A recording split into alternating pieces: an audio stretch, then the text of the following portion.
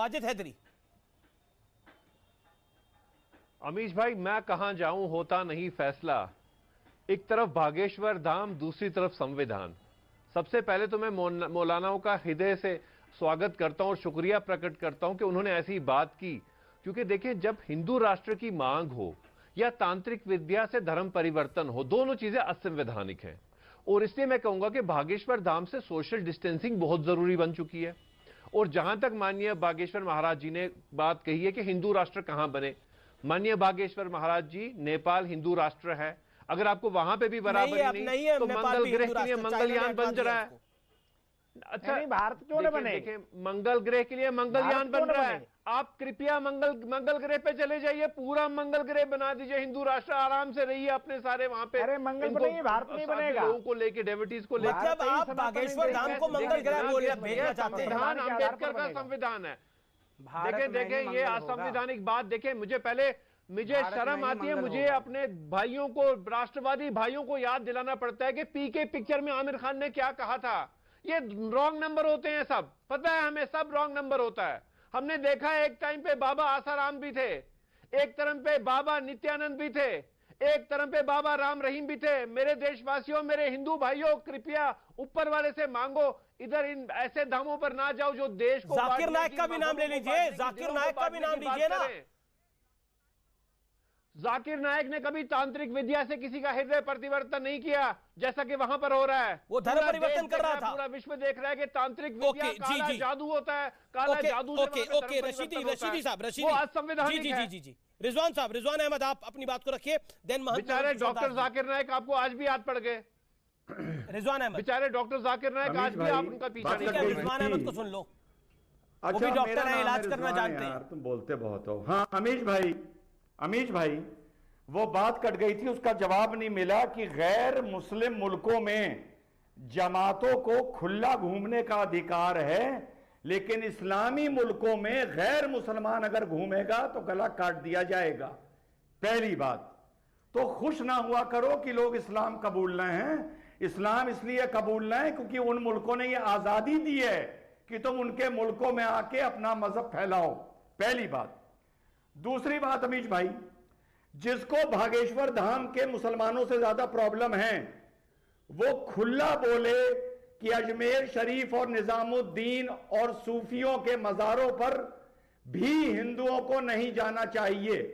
दोनों तरफ की बात करो। नहीं, हम तो दिलों को जोड़ने की बात करते हैं। नहीं, ये गलत बात। अब आप सुनिए बात, अब आप सुनिए बात। दूसरी, अरे चुप रहे कश्मीर के जाहिल, मैं बोल रहा हूं ना, कश्मीर के जाहिल चुप रहे, मैं बोल रहा हूं ना जाहिल।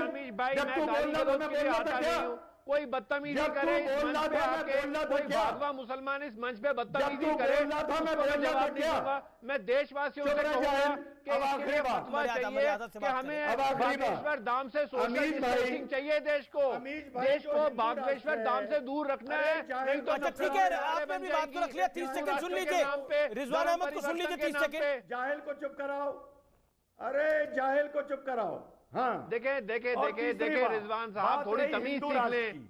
अगर बचपन में नहीं सीखी, अब सीख लीजिए, मैं सिखा रहा हूं। जाहिल चुप, कश्मीरी जाहिल चुप, चुप चुप। देखे तमीज से बात करो, आखिरी से बात करो, अमीश भाई बात करो। शुक्र है मेरे सामने नहीं हूं मंच पे। हिंदू राष्ट्र की अगर बात है, हिंदू राष्ट्र की, तो सुनिए, वरदान एक बार मिलता है।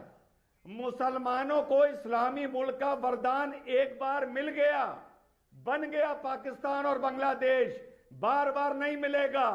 अब की बारी सिर्फ हिंदुओं की है। भाई ये जो मेरा भाई जो ये Wasim Rizvi in the making है। अरे वसीम रिजवी सुनो, अरे सुनो वसीम रिजवी, बात सुनो मेरी। वसीम रिजवी बात सुनो, अब बात सुनो। मर्यादा में बात करें हम लोग। बात सुनो, भेज दूंगा। वसीम रिजवी बात सुनो, वसीम रिजवी बात सुनो पहले। देखो वसीम रिजवी, मैं आपसे बदतमीजी नहीं कर रहा। वसीम रिजवी, मैं आपसे तमीज से बात कर रहा हूँ। अभी फौज एक सेकंड, रिजवान अहमद मेरा निवेदन मानिए। पिछवाड़ा तोड़वा दूंगा मैं। एक सेकंड, मर्यादित बात करें हम। इस तरह की अभद्र भाषा का इस्तेमाल कोई ना अभी फौज भेज दूंगा। देखिए अमीश भाई, ऐसे बदतमीज इंसान को ना लाया कीजिए। सामने होता मंच पे तो जूते में खिला देता। एक सेकंड मैं एक विषय मैं रखना चाहता हूं। बार बार सोशल डिस्टेंसिंग की बात हो रही है, बार बार सोशल डिस्टेंसिंग की बात हो रही है, लेकिन माजिद हैदरी साहब, अगर आपने वैक्सीन एक सेकंड मर्यादित बात करें हम, हैदरी साहब, अगर आपने वैक्सीन लगवाई होती तो आप सोशल डिस्टेंसिंग की बात कर रहे हैं। वसीम रिजवी कह रहा हूं, मिर्जाई कह रहा हूं, ये मुसलमान होने का ड्रामा करता है इस मंच पे। ये मुसलमान होने का सर्टिफिकेट आपने देंगे ना, कौन सा मुसलमान जाएगा, कौन सा नहीं जाएगा, कौन मुसलमान है, कौन सच्चा मुसलमान नहीं है, इसका सर्टिफिकेट आप नहीं दे सकते ना। वो हिंदू भाइयों का कैसे होगा? ये व्यक्ति अपने धर्म का नहीं है, ये व्यक्ति अपने धर्म का नहीं, इस्लाम का नहीं, मुसलमान का नहीं, देश का तो है ना। नहीं, जो उन्होंने गलत बोला मैंने उनको लेकिन आप सर्टिफिकेट, ये वसीम रिजवी है जाहिल।